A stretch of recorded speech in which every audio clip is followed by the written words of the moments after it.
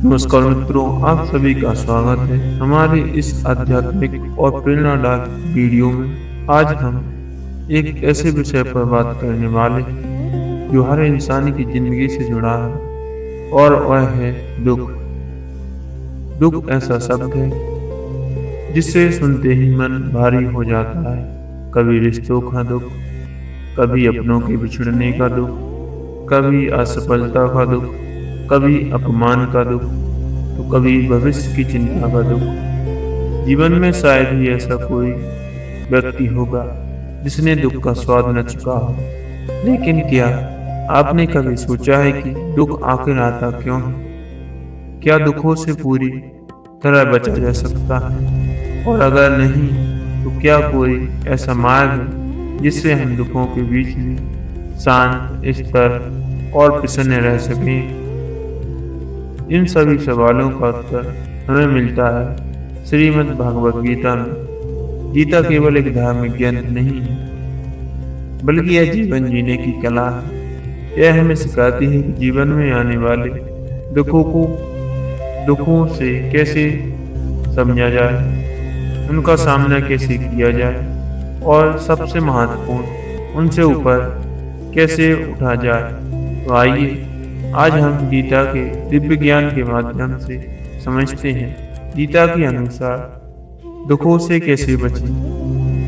Video को अंत तक जरूर देखिएगा, क्योंकि अंत में मैं आपको गीता के अनुसार दुखों से बचने के 7 सरल और शक्तिशाली उपाय भी बताऊंगा, जिन्हें अगर आप जीवन में उतार लें तो आपके मन का बोझ हल्का होने लगेगा और जीवन में एक नई शांति का अनुभव होगा। चलिए शुरू करते हैं। भाग 1 है, दुख क्यों आता है। गीता का पहला संदेश। मित्रों, गीता हमें सबसे पहले यह समझाती है कि दुख का मूल कारण बाहरी परिस्थितियां नहीं, बल्कि हमारी आंतरिक अवस्था है। अक्सर हम सोचते हैं, अगर मेरी नौकरी अच्छी होती तो मैं खुश रहता, अगर स्थिति ठीक होती तो मैं दुखी न होता, अगर पैसा ज्यादा होता जीवन आसान होता। लेकिन गीता कहती है दुख का कारण वस्तुएं, लोग या परिस्थितियां नहीं है, बल्कि उनके प्रति हमारी आसक्ति, अपेक्षाएं और गलत दृष्टि है।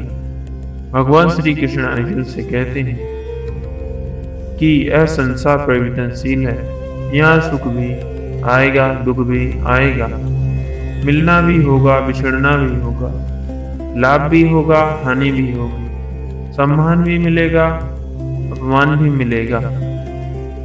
लेकिन समस्या तब शुरू होती है जब हमें इन बदलती हुई चीजों को स्थायी मान लेते हैं। जब हम यह सोच लेते हैं कि जो अभी मेरे पास है यह मेरा, यह हमेशा रहेगा, जो व्यक्ति आज मेरे साथ है वह कभी नहीं बदलेगा, जो सुख अभी मिला है वह कभी खत्म नहीं होगा।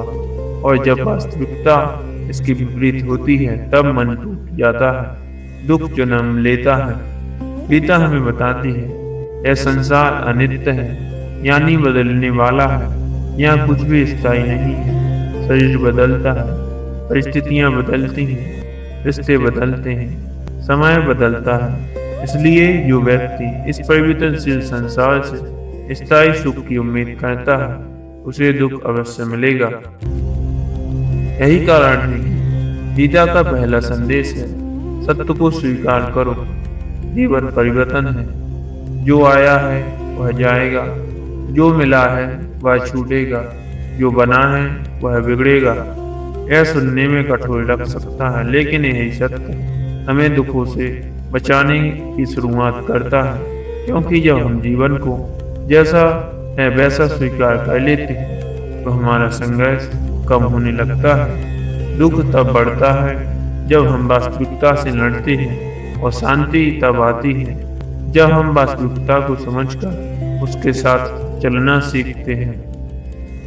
भाग 2 है, शरीर नहीं आत्मा बनो, दुख से मुक्ति का आधार। गीता का सबसे महान ज्ञान यह है कि हम यह शरीर नहीं है, हम आत्मा है। भगवान श्री कृष्ण अर्जुन से कहते हैं, ना जायते म्रियते वा कदाचित, अर्थात आत्मा न कभी जन्म लेती है न कभी मरती है। आत्मा शाश्वत है, अविनाशी है, अजर अमर है। अब सोचिए, हमारे अधिकांश दुख किससे जुड़े होते हैं?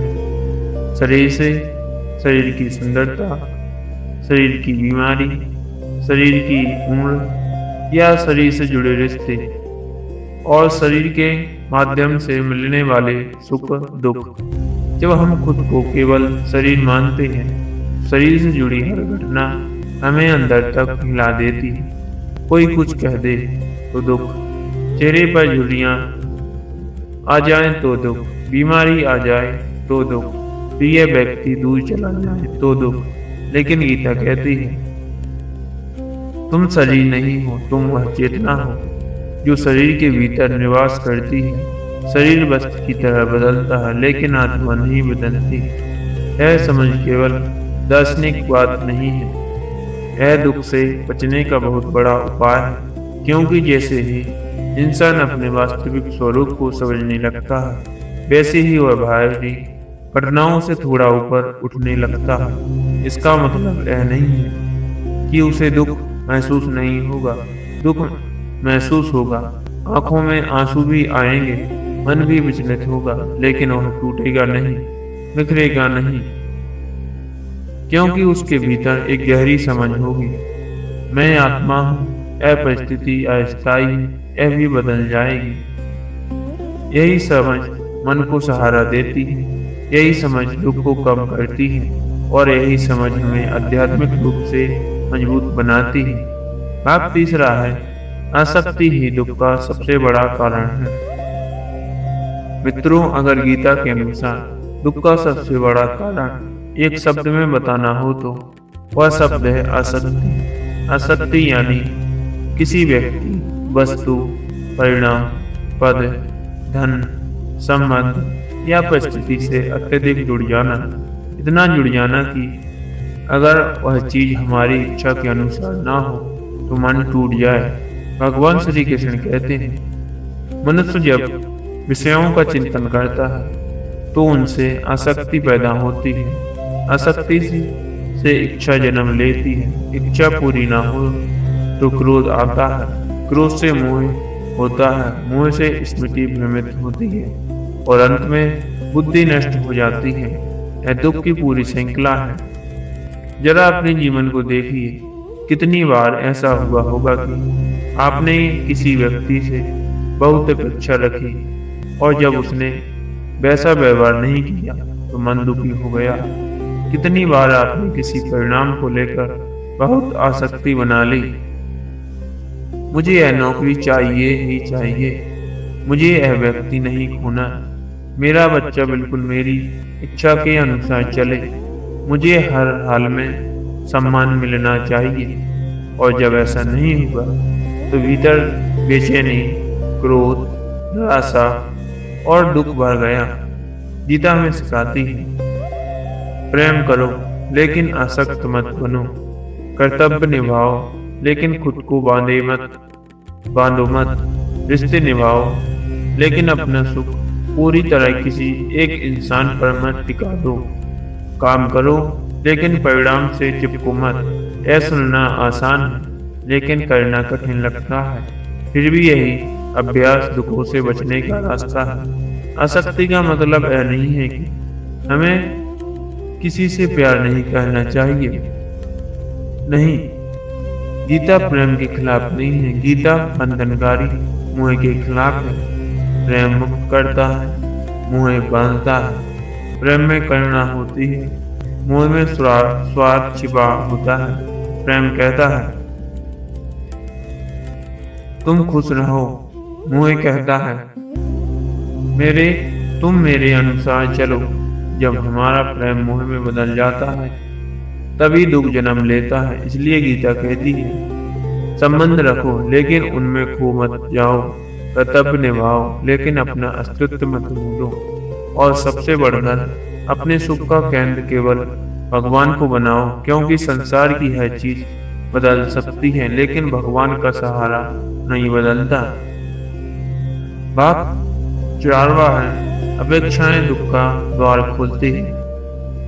मित्रों, दुख का एक और बड़ा कारण है अपेक्षा। हम बिना कहे ही दूसरों से बहुत कुछ उम्मीद कर लेते हैं। हम चाहते हैं कि लोग हमें समझे, हमारी कदर करें, हमारे अनुसार व्यवहार करें, हमारे लिए समय निकालें, हमारे त्याग को पहचानें और कभी हमें दुख ना दें। लेकिन क्या यह संभव है? नहीं। हर व्यक्ति अपनी समझ, अपने संस्कार, अपने स्वभाव और अपनी परिस्थितियों के अनुसार व्यवहार करता है। जो हमारे लिए सही है जरूरी नहीं कि वह दूसरों के लिए भी सही हो। गीता हमें सिखाती है, अपेक्षाएं कम करो, स्वीकारता बढ़ाओ। जितनी ज्यादा अपेक्षा उतना ज्यादा दुख, जितनी ज्यादा स्वीकारता उतनी ज्यादा शांति।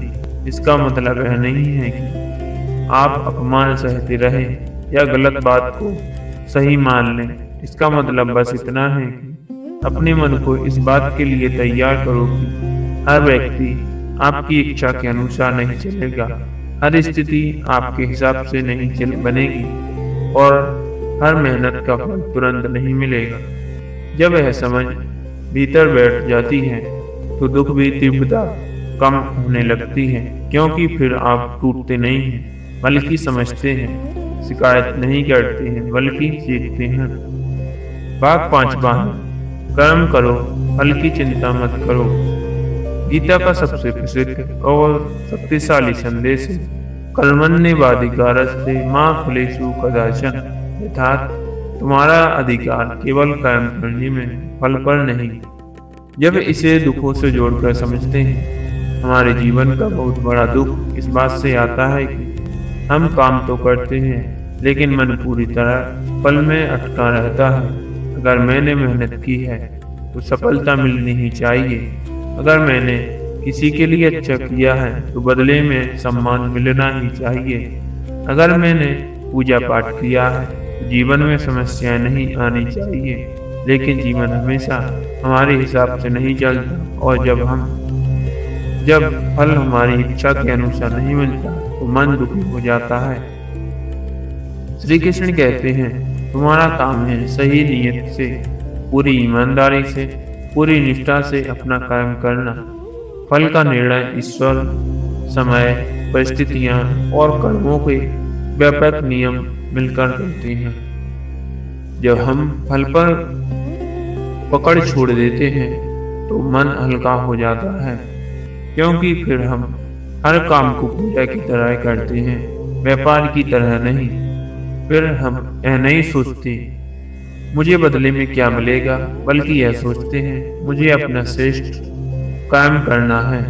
यही दृष्टिकोण दुख को कम करता है, क्योंकि फल की चिंता मन को खाती है और कर्म पर ध्यान मन को स्थिर करता है।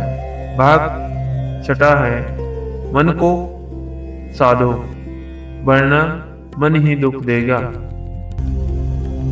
मित्रों, गीता कहती है कि मनुष्य का सबसे बड़ा मित्र भी उसका मन है और सबसे बड़ा शत्रु भी उसका मन ही है। ध्यान दीजिए, कई बार दुख घटना से ज्यादा उस घटना के बारे में हमारी सोच से पैदा होता है। किसी ने कुछ कह दिया, वह बात में 2 मिनट की थी, लेकिन हम उसे 2 दिन, 2 हफ्ते या कहें यहाँ तक कि 2 साल तक मन में दोहराते रहते हैं और हर बार दुख फिर से जाग जाता है।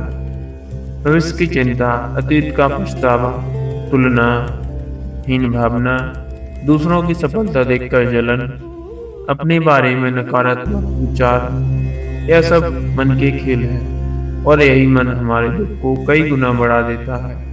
गीता में सिखाती है, मन को भगवान में लगाओ, मन को साधना में लगाओ, मन को सही विचारों में लगाओ। अगर मन को दिशा नहीं दोगे तो मन तुम्हें हर दिशा में घसीटेगा, कभी भय में, कभी क्रोध में, कभी वासना में, कभी लोभ में, कभी निराशा में। मन को संभालने के लिए गीता 3 उपाय देती है। पहला, अभ्यास, बार बार मन को सही दिशा में लाना। अगर मन चिंता में जाए तो उसे नाम स्मरण में लाओ। अगर मन क्रोध में जाए तो उसे श्वास पर लाओ। अगर मन निराशा में जाए तो उसे गीता के ज्ञान की ओर लाओ। दूसरा है वैराग्य। हर विचार के पीछे भागना बंद करो। हर भावना को अंतिम सत्य मत मानो। मन कहे सब खत्म हो गया तो तुरंत विश्वास मत कर लो। बस देखो, समझो और मन को शांत करो। तीसरा है सत्संग और स्मरण। जैसा सुनोगे वैसा सोचोगे, जैसा सोचोगे वैसा बनोगे। इसलिए मन को रोज अच्छे विचार दो, भक्ति दो, गीता दो, कृष्ण का नाम दो। भाग 7वां है सुख दुख में समभाव। गीता की सबसे ऊंची शिक्षा। भगवान श्री कृष्ण अर्जुन से कहते हैं, सुख दुख, लाभ हानि, जय पराजय, इन सब में समभाव रखो। समभाव का मतलब है जीवन में जो भी आए उसमें भीतर की स्थिरता न खोना। यह बहुत ऊंची अवस्था है, लेकिन यही दुखों से बचने की सबसे बड़ी कला है। आमतौर पर हम सुख में बह जाते हैं और दुख में टूट जाते हैं। सुख मिला तो अहंकार आ जाता है, दुख मिला तो विश्वास टूट जाता है। लेकिन गीता कहती है दोनों अस्थायी हैं। सुख में भी स्थायी नहीं, दुख में भी स्थायी नहीं। अगर दुख हमेशा नहीं रहेगा तो उसके कारण अपने मन की शांति क्यों खोनी, और अगर सुख भी हमेशा नहीं रहेगा तो उसके कारण अहंकार क्यों पालना। संभाव का अभ्यास हमें भीतर से मजबूत बनाता है। फिर जीवन में कुछ भी हो हम गिरते नहीं हैं, समझ जाते हैं। भगवान की शरण। भाग 8वां है भगवान की शरण, दुखों से बचने का अंतिम मार्ग। मित्रों, गीता का अंतिम और सबसे मधुर संदेश है, भगवान की शरण में आ जाओ। जब इंसान अकेले सब संभालने की कोशिश करता है तो वह जल्दी टूट जाता है, लेकिन जब वह भगवान को अपना सहारा बना लेता है तो वही बोझ हल्का होने लगता है। भगवान श्री कृष्ण कहते हैं, सब प्रकार के सहारों को छोड़कर मेरी शरण में आओ और मैं तुम्हें सभी पापों और दुखों से मुक्त कर दूंगा। इसका अर्थ है नहीं कि दुनिया छोड़ दो, इसका अर्थ है मन से भगवान को अपना आधार बना लो।